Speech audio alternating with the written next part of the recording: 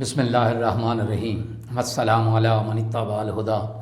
ہدایت کی اتباع کرنے والوں کو راحت دو جہاں قرآن چینل کی طرف سے سلام عرض ہے۔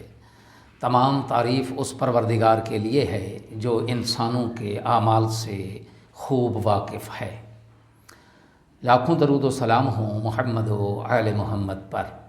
سامعین کرام صاحبان ایمان، ہمارے آج کے سبق کا موضوع ہے سورہ بقرہ کی آیت نمبر 271۔ تو آئیے پروردگار کے پاک نام سے اپنے سبق کا آغاز کرتے ہیں۔ بسم اللہ الرحمن الرحیم۔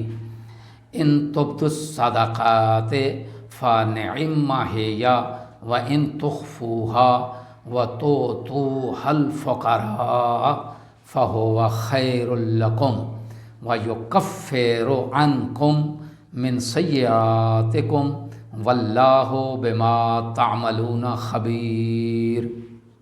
ترجمہ: اگر تم اعلانیہ خیرات دو تو وہ بھی خوب ہے، اور اگر پوشیدہ طور پر اہل حاجت کو دو تو یہ تمہارے حق میں زیادہ بہتر ہے، اور یہ تمہارے کچھ گناہوں کا کفارہ ہوگا، اور اللہ تمہارے اعمال سے خوب باخبر ہے۔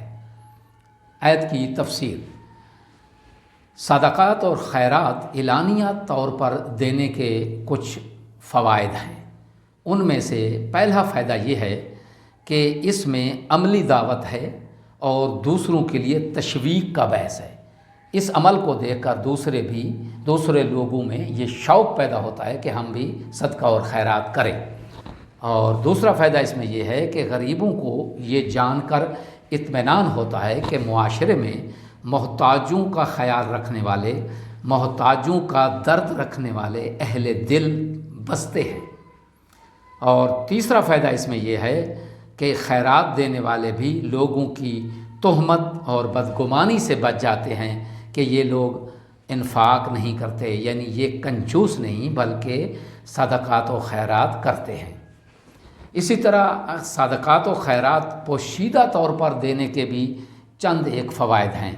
ان میں پہلا فائدہ یہ ہے کہ اس صورت میں، یعنی اگر خیرات و صدقات پوشیدہ طور پر کی جائیں تو اس صورت میں ریاکاری کا شائبہ نہیں ہوتا، اور خیرات خالصتاً فی سبیل اللہ ہو جاتی ہے۔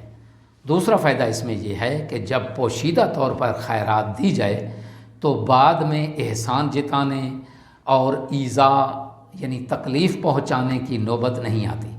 اس طرح یہ عمل خیر حبط اور برباد ہونے سے محفوظ رہتا ہے۔ اور تیسرا فائدہ اس میں یہ ہے کہ پوشیدہ خیرات دینے سے غریبوں اور محتاجوں کی عزت نفس محفوظ رہتی ہے، اور احترام آدمیت کو بھی کوئی گزند نہیں پہنچتا۔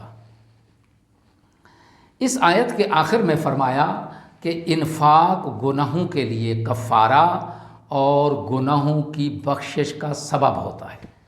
اگرچہ یہ حکم عام ہے، جیسا کہ سورہ ہود میں ارشاد ہوا، ان الحسنات یذہبن السیئات، نیکیاں بے شک برائیوں کو دور کر دیتی ہیں، لیکن انفاق سے گناہوں کے دھلنے کا خصوصی طور پر ذکر ہوا ہے، جس سے معلوم ہوتا ہے کہ انفاق یعنی راہ خدا میں خرچ کرنا، اخراجات فی سبیل اللہ کرنا گناہوں کے کفارے کا ایک اہم سبب ہے۔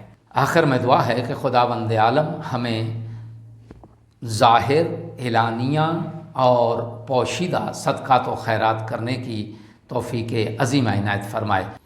سامعین سے گزارش ہے کہ احکامات خداوندی کو سنیں، اس پر عمل کریں اور زیادہ سے زیادہ لوگوں تک پہنچانے میں مدد فرمائیں۔ وما علینا الا البلاغ المبین۔